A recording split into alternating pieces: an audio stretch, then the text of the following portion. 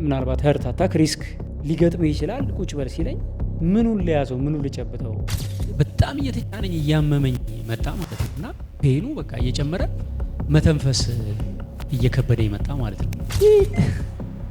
ጢጥ ፊልም ላይ የማየው ማለት ነው። ማስታገሻ ልውሰድ ስለው ቤት ሆኜ እንዳትወስዳለኝ ሶ በቃ ለቅዱሳን አደራ እየሰጠው ቤተሰቤን ቅርብ ሆስፒታል ነው አቅራቢያችን ያለ ሆስፒታል። እኔ ዛሬ ሆስፒታል ነው ያደርኩት።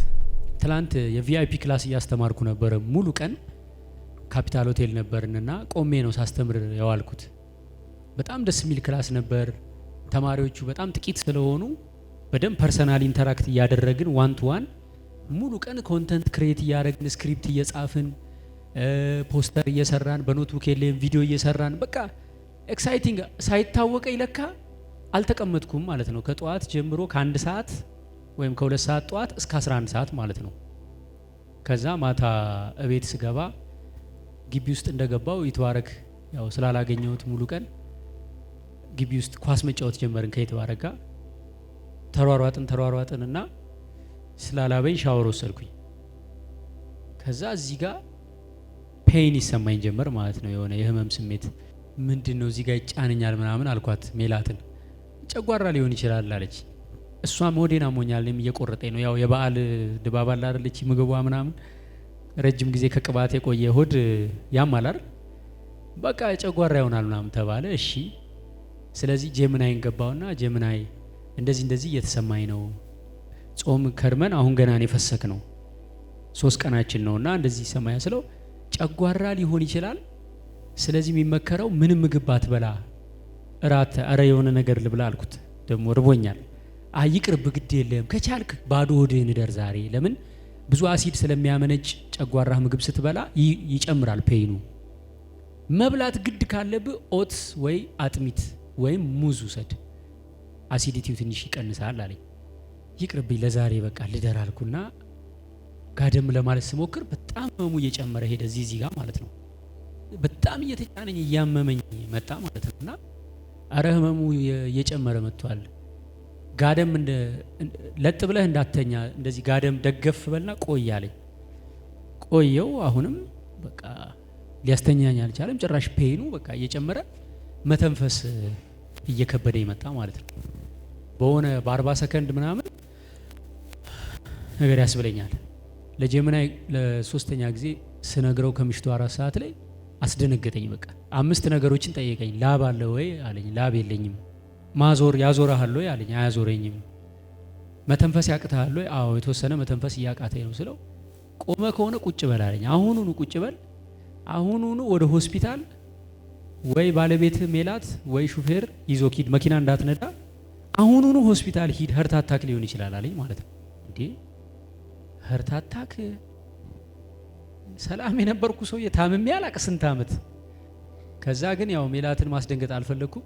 እስቲ ሆስፒታል እንሂድ፣ ይሄ ነገር ቼክ ልደረገው፣ ልቤም ሊሆን ይችላል። 5 ምልክቶች ሰጥቶኛል። ከ5ቱ 2ቱ አለ እኔ ጋርና ምናልባት ልብ እንዳይሆን ሆስፒታል እንሂድ አልኳትና የተክለ ሃይማኖትን ስዕል እዚህ ውስጥ ከትቼ ይዤ እዚህ ላይ ሌሊት ወደ ሆስፒታል ከምሽቱ 5 ሰዓት ማለት ነው መኪና ውስጥ ገብተን ወደ ሆስፒታል እየሄድን በቃ በጣም ገረመኝ። ማለት የሰው ልጅ ህይወት በቃ ልክ እንደዚህ ነው ማለት ነው።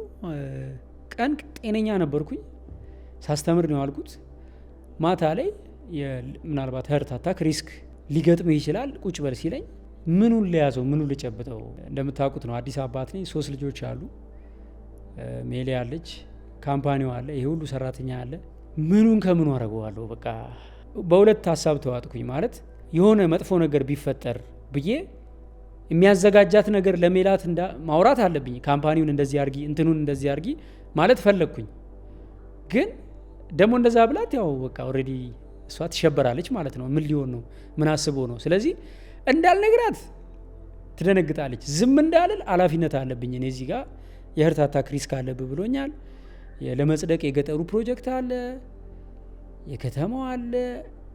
በቃ ከዛ ከእግዚአብሔር ጋር ማውራት ጀመርኩ። በቃ ለእግዚአብሔር አደራ መስጠት ጀመርኩኝ። ካምፓኒውንም የገጠሩንም ፕሮጀክት ልጆቼንም ለቅዱሳን እየከፋፈልኩ ቅዱስ ሚካኤል አንተ ይሄን ያዝ፣ ቅዱስ ገብርኤል አንተ ይሄን ያዝ፣ ተክለ ሃይማኖት አንተ ይሄን ያዝልኝ። በቃ ምንም ነገር ቢፈጠር ከኔ በላይ እናንተ ናችሁ። ለቤተሰቦቼም ለወደፊት እቅዴም ለነዛ እናቶችም ገጠር ላሉት እናቶችም የምታስፈልጉኝ እናንተ ናችሁ። እኔ ባልኖር ቢያንስ በነሸዋን ግዛው በልጆቼ እንዲቀጥል አድርጉልኝ ይሄን የጀመርኩትን ድሪም። ሜላትንም እግዚአብሔር እንዲያበረታት ያው አይመጣም ምን ትተሽ ይመጣል እንበያሽ ስለሚባል በዛም በዚህም አይ ዋዝ ቲንኪንግ ማለት ነው። እና ይሄን እያሰብኩኝ ወደ ሆስፒታል ሄድኩኝ። መቼም ሰው በቃ ብዙ ነገር ነው የሚያስበው። እኔ እንግዲህ ሌላ ምን አስብ በአጭር ጊዜ የሁሉ ነገር ያረክልኝ ቶሎ ልትወስደኝ ስለሆነ ነው እንዲ ያልኩኝ። የሆነ ሰዓት ላይ በአጭር ጊዜ ነው የኔ ነገር። ያው እንደምታውቁት እድሜ ገና ግማሽ ተብሎ በሚታሰብ አሁን አንድ ሰው 70 ዓመት ቢኖር እኔ 36 ዓመቴ ነው። ግማሽ እድሜ ብለን ብንይዘው ግን እግዚአብሔር ሁሉንም ነገር ሰጥቶኛል በዚህ እድሜ ብዬ ነው የማስበው፣ የጠየቅኩትንና ያልጠየቅኩትን በሙሉ። በቃ ለቅዱሳን አደራ እየሰጠው ቤተሰቤን ቅርብ ሆስፒታል ነው የሄድነው፣ አቅራቢያችን ያለ ሆስፒታል። ከመኪና ስንወርድ ጀምናይ ምን ብሎኛል፣ ሀርታታ ከሆነ መኪና ውስጥ ራሱ ስትቀመጥ አቀማመጥክ እንደዚህ ይሁን ምናምን ብሎ ዲቴል ነው የነገረኝ። ስለዚህ ከመኪናው አውርጂኝ ካልኳት ሜላት ትደነግጣለች። አሁን ነያዥኝ ካልኳት፣ ስለዚህ እንደምን መኪናውን እየተደገፍኩ ራሴ ወርጄ ዞርኩና ጠበኳት እስክትወርድ ድረስ። እሷ ነች የምትነዳው። ወርዳ ስትመጣ እንደዚህ እንደ ሙሽራ ሶቶ ገብቼ ይዤ ገባው ማለት ነው። ከዛ እንደገባው ዶክተሯ አልጋ ሲያዝችኝ እዛው ኢመርጀንሲ ውስጥ ካርዲዮ ነው ምን ኢሲጂ ነው ምናምን የሚባል ኢሲጂ ነው የሚባለው እዚች ላይ ለጣጠፉና ቼክ አደረጉ። ከዛ ኖርማል ነው ግን ቆይ እስቲ ደም እንውሰድ አሉ። ደም ወሰዱ፣ አዩ። እንደገና ድጋሚ መጡ። አሁንም ድጋሚ ቼክ ይደረግ። ኦኬ 10 ደቂቃ በኋላ እንደገና ቼክ ኢሲጂ። ከዛ ሞኒተር ላይ አድርጉት ምናምን ተባለ። እጄ ላይ የሆነች ነገር ተሰካች ምናምን ጠቅጠቅ አድርገው ማሽን ጢጥ ጢጥ ጢጥ ፊልም ላይ የማየው ማለት ነው። በስማ ለጄምና ያው ሆስፒታል ገብቻለሁ። አንድ ጊዜ ኢሲጂ ተነስቻለሁ ስለው እግዚአብሔር ይመስገን አለ ጄምና ራሱ። ያ ፔኑ እንዴት ነው ይለኛል። አለ ማስታገሻ ስጡኝ በላቸው አለኝ። በሉ ማስታገሻ ስጡኝ አልኳቸው። በመርፌ ሰጡኝ ማስታገሻ ልውሰድ ስለው ቤት ሆኜ ምን እንዳለኝ ታውቃላችሁ? የገረመኝ ነገር እንዳትወስድ አለኝ። ኢቡፕሮፊን ይሄ አድቪል ምናምን የሚባሉትን እንዳትወስድ ያብሰዋል እንጂ እንትን አይለውም። ምናልባት ግድ ከሆነብህ ፓራሲታሞል ውሰድ። በቃ ከእንትኑ ጋር ጥሩ አድቫይስ ሰጠኝ ማለት ነው። ፕሪፔር አደረገኝ። ከዛ ልተኛ በየት በኩል ልተኛ አልኩት። በዚህ በሚያምኝ በኩል ልተኛ ወይስ በቀኝ ስለው መተንፈስ የበለጠ እንዳያጥር በቀኝ በኩል ተኛ አለኝ። ስተኛ ደግሞ ለጥ ብለ ሳይሆን አልጋውን ቀና አድርጉልኝ ብለ ትንሽ ቀና ብለ ተኛ አለኝ። እሺ ብዬ በቀኝ በኩል ቀና አድርገውልኝ ተኛው። ከዛ እንቅልፍ ወሰደኝ። ከ4 ሰዓት በኋላ ነቃው። ከሌሊቱ 10 ሰዓት ምናምን ማለት ነው። ስንሄድ ኦልሞስት 5 ሰዓት ነበር። ከዛ 10 ሰዓት ስነቃ ድጋሚ መረመሩኝ። አሁንም ሰላም ነህ ተኛ አሉኝ።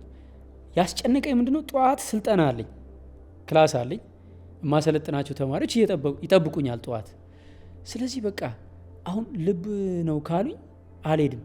ካልሄድኩ ተማሪዎቼ የውሸት ቢመስላቸው አሁን እሸቱ አሞታል ሆስፒታል ገባ ቢባል ይደብራቸዋል። ስለዚህ የማያምን ሰው ካለ መጥቶ እንዲያየኝ ማድረግ ነው። ለምን እኔም ብሎ ከስንትና ስንት ርቀት የሚመጣ ተማሪ ስላለ አልምጬበት እንዳይመስለው በጣም ተጨነቅኩና ለሜላት በቃ ካልወጣው ከሆስፒታል ለተማሪዎቼ በግልጽ ንገሯቸው፣ በቃ ታሟል ኑና አዩት በሏቸው።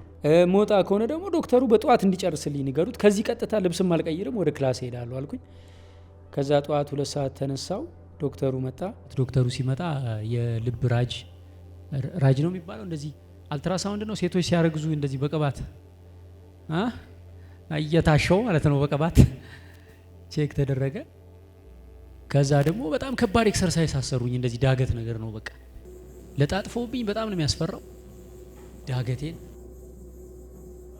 ዶክተሩ ጠራኝና አሁን እሱ ውጤቱን ሊነግረን ውጭ ቁጭ ብለን እኔ ከስር ከጄምናይ ጋር አወራለሁ።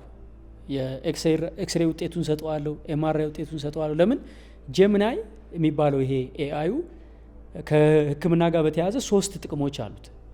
አንደኛው ቅድመ ትንበያ ነው። አሁን ለምሳሌ አንዳንዴ በየጊዜው ላብራቶሪ እየተመረመርን ወይም ስሜቶቻችንን እንደዚህ ይሰማኛል እዚህ ጋር ለምሳሌ ምግብ ከበላው በኋላ ሁልጊዜ እንደዚህ ይሰማኛል እያልን ከነገር ነው ምልክቶቹን ይሰበስብና ከዓለም አቀፍ የሳይንስ ጥናቶች ምርምሮች ጋር አቀናጅቶ ወይም አናቦ ይተነብያል። በቃ ይሄ ነገር የእንትን በሽታ ምልክት ነው ሂድና እንትን ተመርመር ብሎ ይናገራል። ስኳር ገና ሳይዘን ስኳር መተንበይ ይችላል፣ ግፊት ይተነብያል፣ ከምንነግረው ምልክቶች ካንሰር ይጠረጥራል ማለት ነው። ገባ? ከዛ ይሄን ቼክ አድርግ ይላል። አንደኛው ጥቅሙ እሱ ነው። ሁለተኛው ደግሞ አክቹዋሊ ከታመምን በኋላ ደግሞ ልክ ዛሬ እንዳረኩት እኔ እንደዚህ ይሰማኛል እንደዚህ ስንለው ዶክተር ማየት ካለብን ኢሚዲየትሊ ዶክተር ዩ እንደዚህ ይላል። በቀደም አንድ ልጅ ምን አለ ከኤርትራ ነው የመጣውና የደም ካንሰር ታምም ያለ ማታ ላይ ድንገት ባፍንጫዬ ምናምን ደም ፈሰሰ አለ ቤት ውስጥ እና ይሄን ኮርስ እየተማርኩ ስለሆነ ለጄምናይ ነገርኩት አለ። እኔ ያሰብኩት ሌላም ጊዜ ስለሚፈስ በቃ ጠረጋ አድርጌ ነገ ነው ዶክተር የሚገባው ነገ ሊሄድ ነው አለ ሐኪም ቤት ስነግረው አሁኑኑ ሂድ አለኛል። አሁኑኑ ዶክተር አይገባም ስለው አይግባ አሁኑኑ ሂድ ነርሶቹም ቢሆን የሆነ ነገር ያደርጉልሃል ብሎኝ ሄድኩ አለ።